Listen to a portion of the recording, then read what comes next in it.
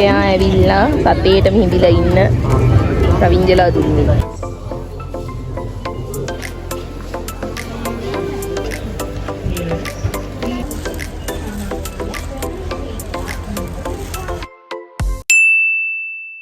මානින් අද ඉතින් අපි බුක් ෆෙයාර් එකට යන්න හදන්නේ අපි මෝඩ සමුත් එකතු වෙනවා.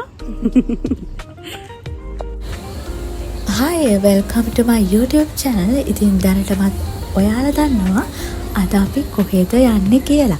ඉතින් අපි යන්නත් කලින් මුලින්ම කරේ උදේට කන එක.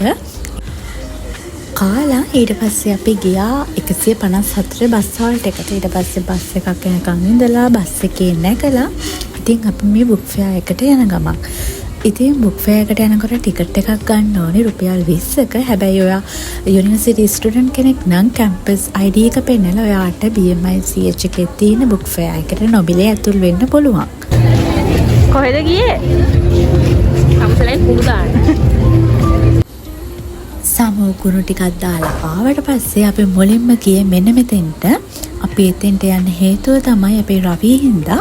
මොකද රවී චිත්‍ර අඳින ගොඩාක් දක්ෂ කෙනෙක්. ඉතින් එයාට ඕන බඩු ටික ගන්න තමයි අපි මෙතෙන්ට ගියේ. ඊට පස්සේ අපි 4 දෙනාත් එක්කම ගියේ ගොඩගේ ප්‍රකාශන තියෙන තැනට.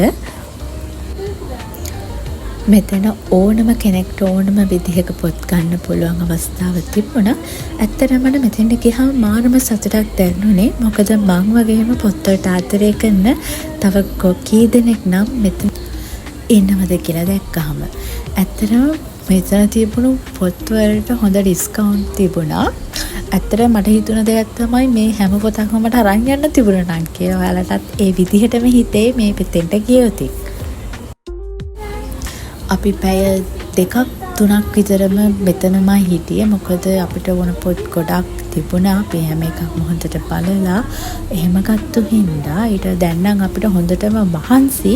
ඊට පස්සේ අපි ගියා කොත්තු මේකක් කන්න. මෙතන නම් ගොඩාක් විශේෂයි අපේ සමුවට. මොකද එයා කවි ලියනවා මාරම ලස්සනයි. ඉතින් එයා කවි වලට පිස්සුවෙන් ඉන්න කෙනෙක්. ඉතින් එයා මෙතෙන්ට හැමදාම ඉතාමත් ආදරෙන් යනවා. අපිත් එහෙම තමයි. ඉතින් ඊට පස්සේ අපි ගියා අපිට ඕන පෑන් මේව ගන්න. ඒ ටිකත් අරගෙන ආයෙත් අපි ගියා තවත් තැනකට. මෙතනත් ගොඩාක් පොත් තිබුණා. ඉතින් මේ හැම පොතක්ම අපි බල තමන්ට ඕන පොත් ගත්තා. මෙතනදී නම් මාව වීඩියෝ කරන්නේ අපේ සමු. මම පොඩි කාලේ අහලා තියෙනවා පොතක් කියවුවාම ගුවන් සවාරියක් ගියා වගේ කියලා. ඇත්තටම මට නම් එහෙමයි.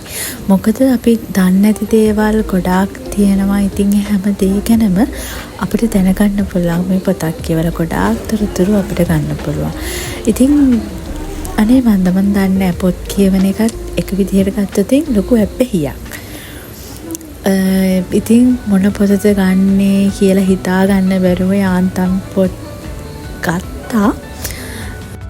ඉතින් ඊට පස්සේ ආයි බීමත් බීලා ඊට පස්සේ අපි සමු එනකම් මෙන්න මෙතන හිටියා. මෙතන තමයි එක එකේ චිත්‍ර අඳින්නේ මෙන්න මෙතන. ඉතින් ගොඩාක් කලාකරුවෝ තමන්ගේ දක්ෂතාවයෙන් උපරිම ප්‍රයෝජන ගන්න තැනක්. ඇත්තටම බලන් ඉන්න ආසයි. මම නම් ගොඩාක් වෙලා බලන් හිටියා. ඊට පස්සේ ඉතින් අපි ආයෙත් ගියා ගුණසේන එකට. අපි එතනත් අපිට ඕන පොත් බලලා ආවා. මේ තමයි අවසන් වටේට නිර්දේශ නවකතා පොත්. මම මෙතන කරන්නේ ප්‍රොමේෂ් වික්‍රමසිංහගේ පොතක් බලන එක. මොකද මං ආසම ලේඛකෙක්. එයාගේ මං ගිය පාර බුක් ෆෙයාර් එකෙන් ගත්තා 11 ගත්තා. ඊට පස්සේ බිස්නස් විශ්ව පොත ගත්තා. ඊට පස්සේ මේ පාර කළ තියෙන පොත තමයි වසරේ CEO පොත. ඒකත් මාරම ලස්සන පොතක්. ඉතින් ඔහොම තමයි අපේ එදා දවස ආවේ. ඊට පස්සේ අපි ආයෙත් ගියා අරටුව ප්‍රකාශන එතෙන්ට.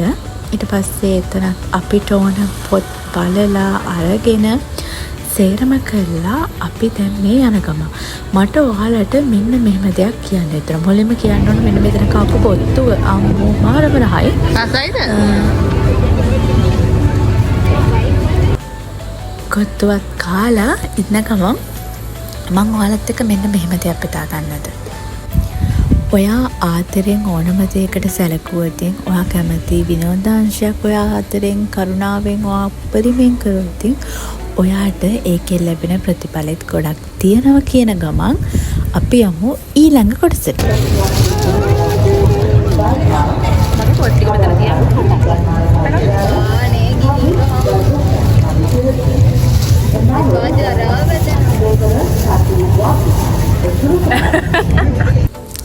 ඒ හිටිය සමු ඇත්තරම කිව්වතින් එයා මං කරන ඕනම වැඩකට මාරම සපෝට් එකක් දෙන යාළුවෙක්.